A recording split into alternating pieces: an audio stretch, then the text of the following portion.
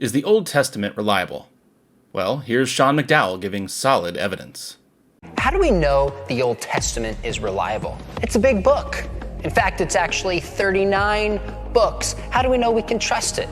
Number one, we want to look, as we do with any ancient book, is there evidence outside of the book in what we call archaeology?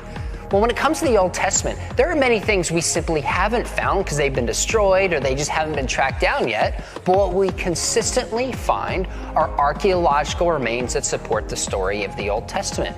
So, for example, recently an inscription was found of the name Goliath that dates to the place and time of the biblical story.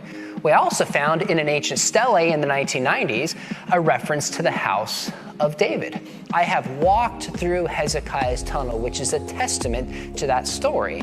And of course, we know where Jericho is, where the famous battle took place. So one way we can corroborate the Old Testament is by looking at the archaeological record. Now, as much as I want to comment on everything said, I'm going to show some restraint and focus on the bigger picture. Though Sean mentions that the Old Testament contains 39 books, the main issue here is that he seems to assume without argument that it should be treated as a cohesive whole, which, needless to say, is controversial. Michael Coogan explains, "The multiplicity of voices in the Old Testament requires that readers engage in interpretation, since the different voices are not always in harmony. Moreover, because of this often dissonant polyphony, any argument based solely on what the Bible says, as though it speaks with only one voice, is fundamentally flawed.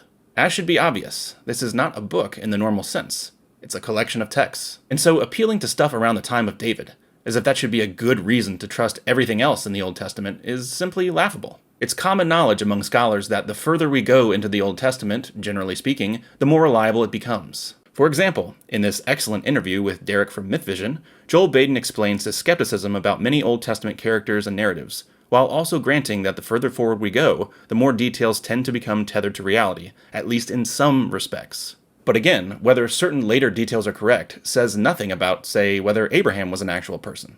Presenting evidence from one portion of a collection of texts, as if it should compel people to accept the reliability of the whole thing, simply doesn't work in this case. More importantly, though, if we're going to play the archaeology game, it simply isn't true that archaeology supports the majority of what's depicted in the Old Testament.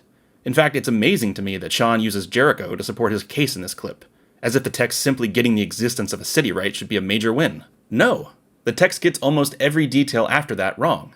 As Peter Enns explains, there is in fact no serious dispute among archaeologists about whether Joshua 6 gives what we would call an accurate historical account of Jericho, let alone inerrant. Those who see some historical echo in the story nevertheless consider it legendary. The archaeology of Jericho is now more than 100 years old, and there is an overwhelming consensus that, whatever history there might be behind the biblical story, Joshua 6 does not represent history in a way amenable to inerrantist expectations. Counting the hits and ignoring the misses, I guess. In other words, this is your brain on evangelicalism, kids.